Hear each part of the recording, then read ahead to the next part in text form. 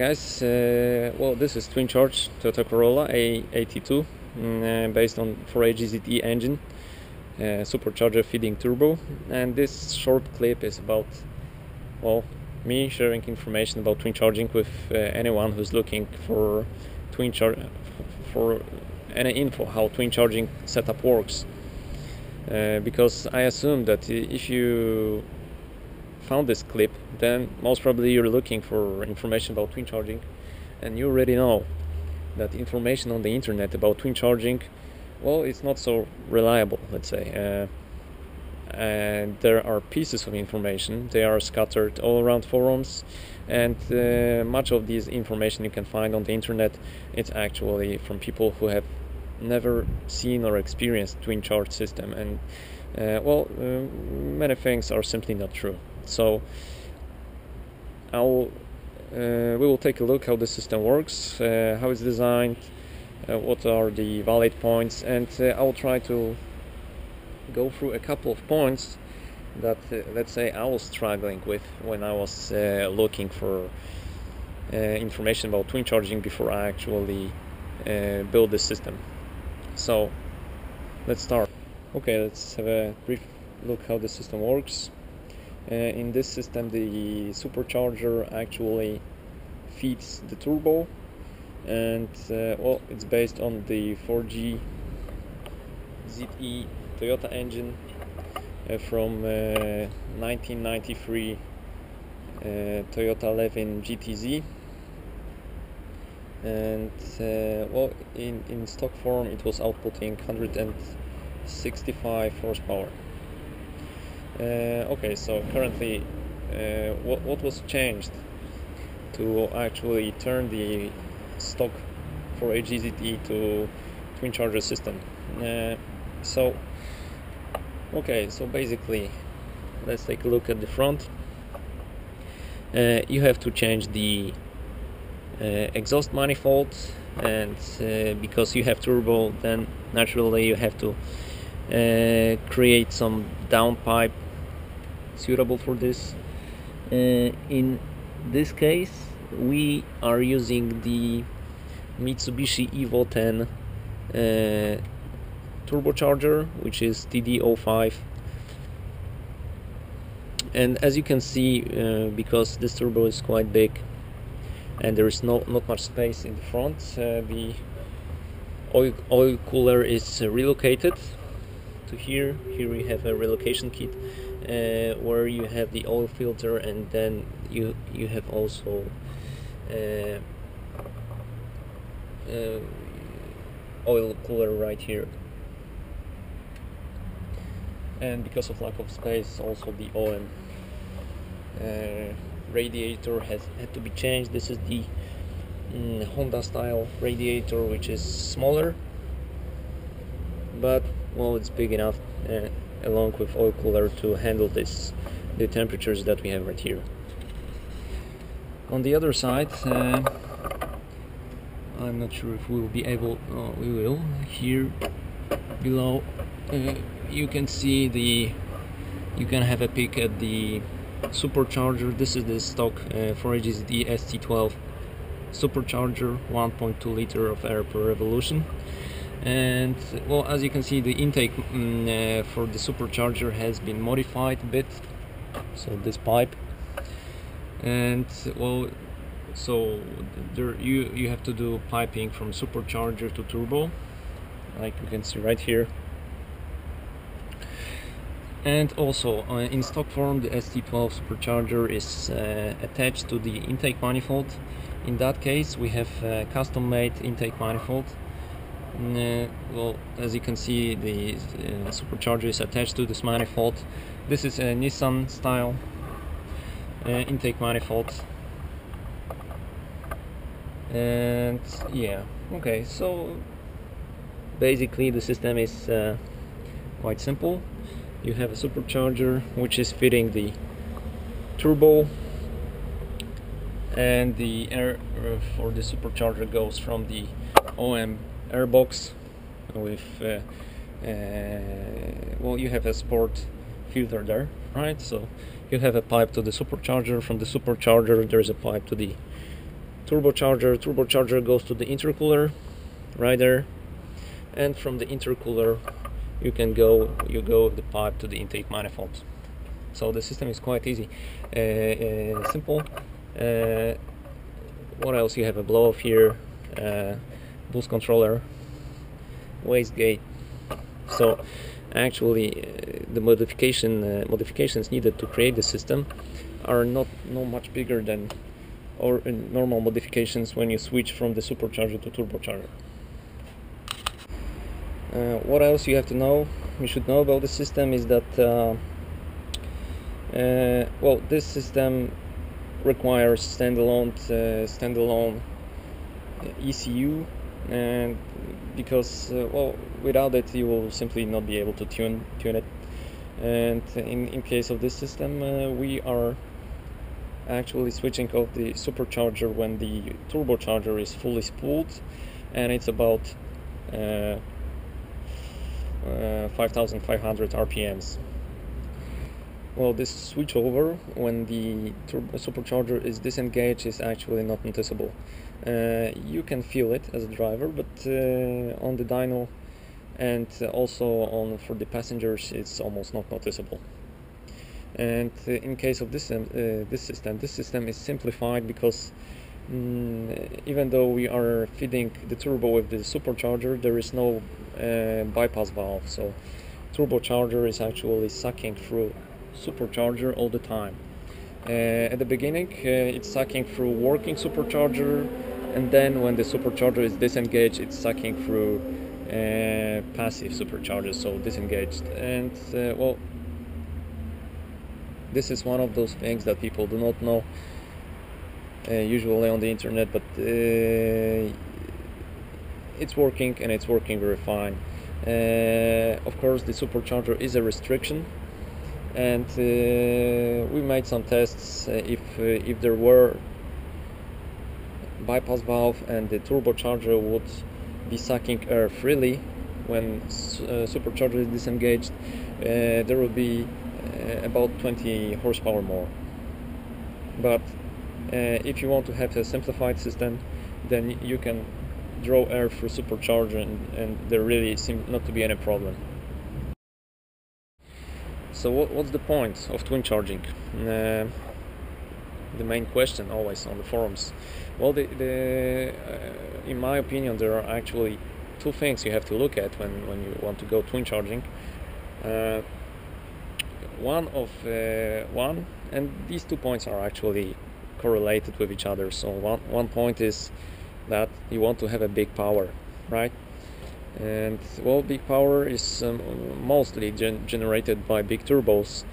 And well, if you have a big turbo, especially on a small displacement engine like this one, it's 1.6 liter, then well, the bigger the turbo, the bigger the lag.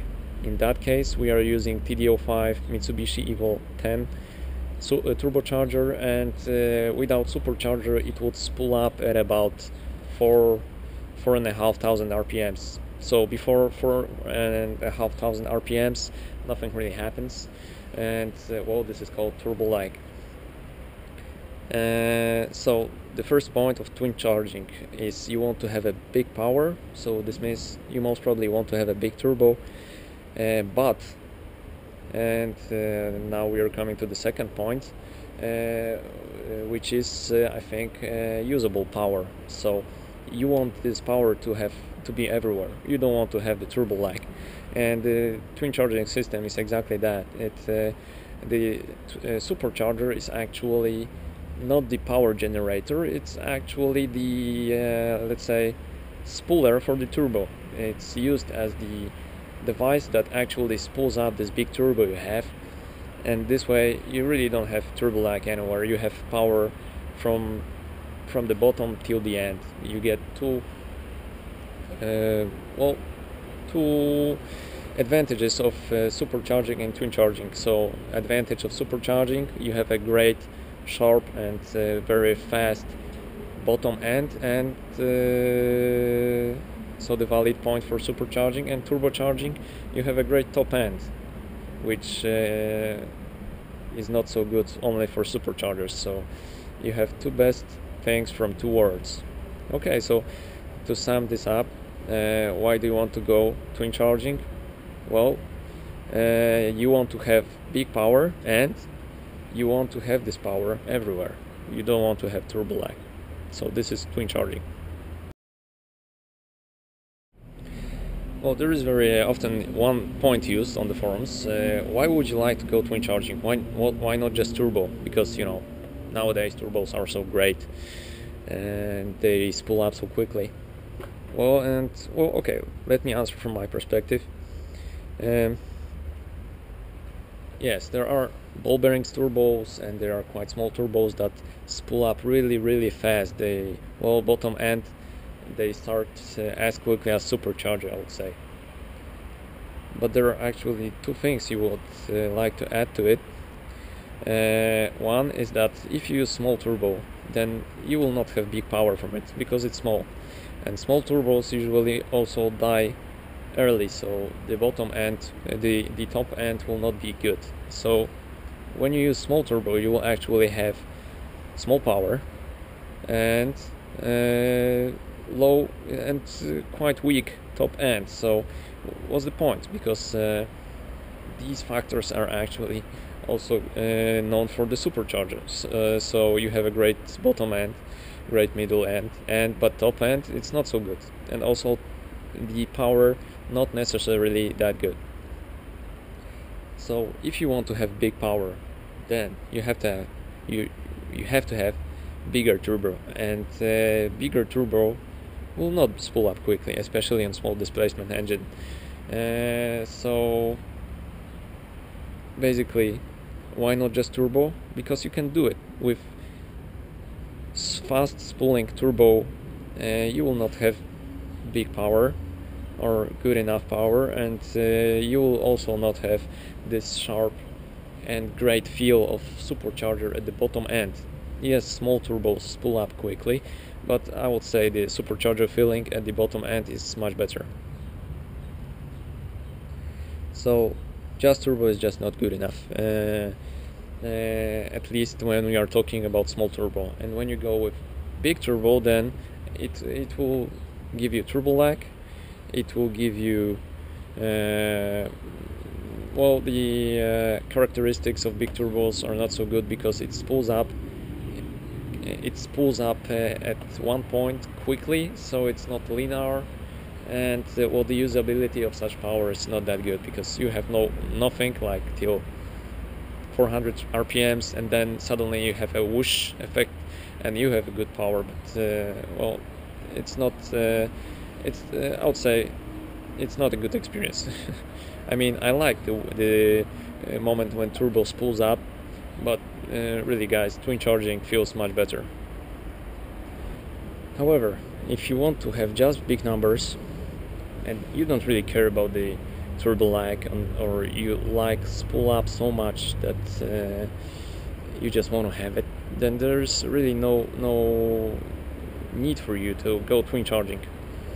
I would say that people who don't have to care about the usable power because they usually use the top RPMs, like drifters or people who use their cars only for drag strips, they don't need twin charging.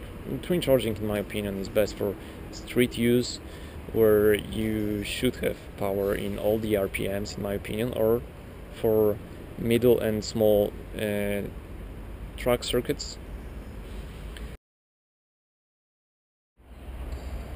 Okay, some people say that twin charging is overcomplicated, and also it costs lots of more money. And let me tell you something about this from my perspective. As you can see in the system, the complication is actually not that much over just turbo system.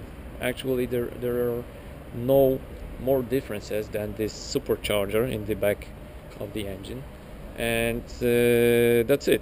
The rest is the same. So I would say it's not overcomplicated, it's almost the same, because when you have a turbocharged system, then you should also have the ECU to have it running properly. You should also have the oil cooler to cool it properly, and the rest is the same.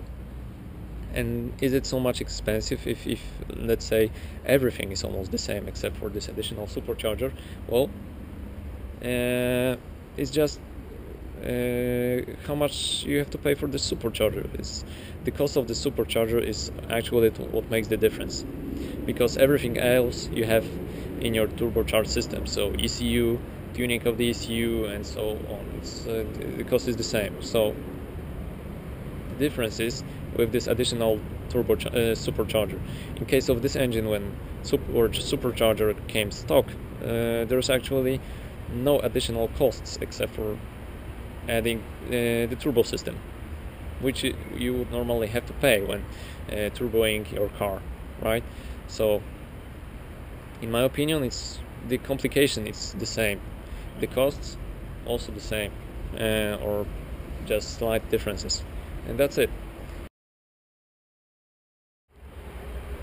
And well, what kind of system, what kind of twin charge system do you want to go? There are basically two paths to go. One path is that turbocharger is blowing into supercharger, and the second path is opposite. So like in that case, supercharger is blowing into turbocharger.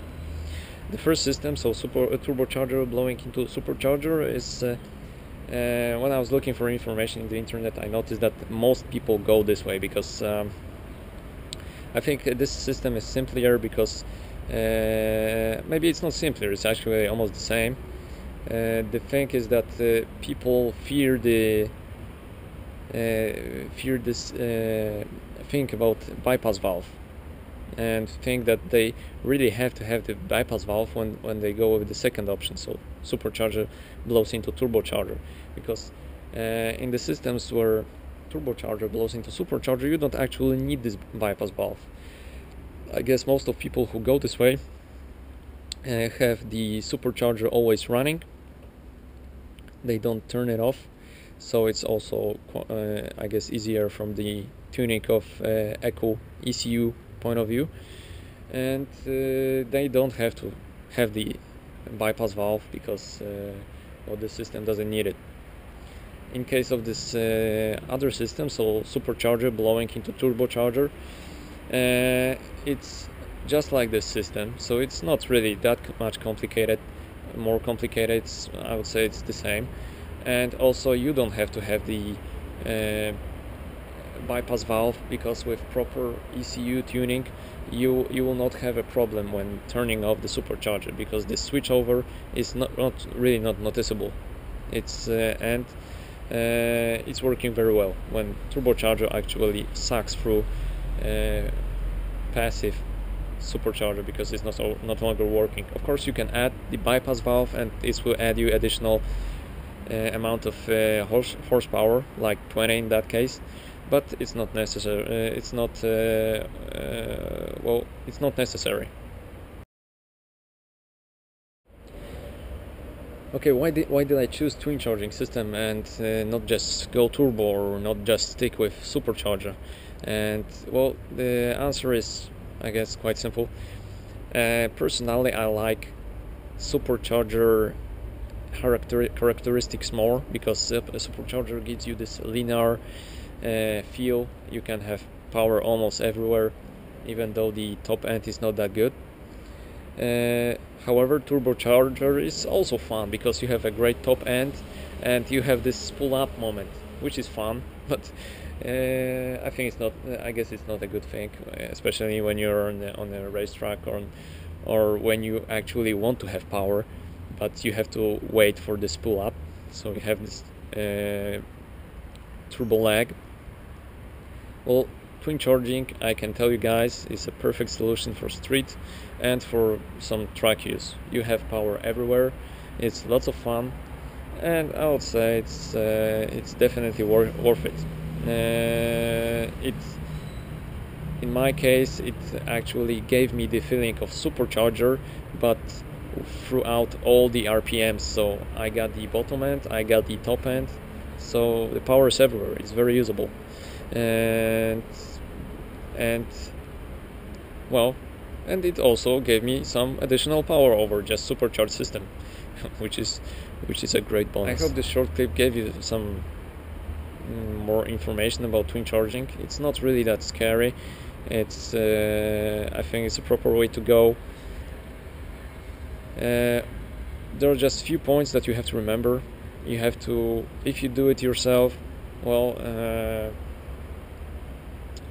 I would advise you to make sure somehow that you're actually able to tune the ECU properly, because that's the, I guess, most difficult thing here.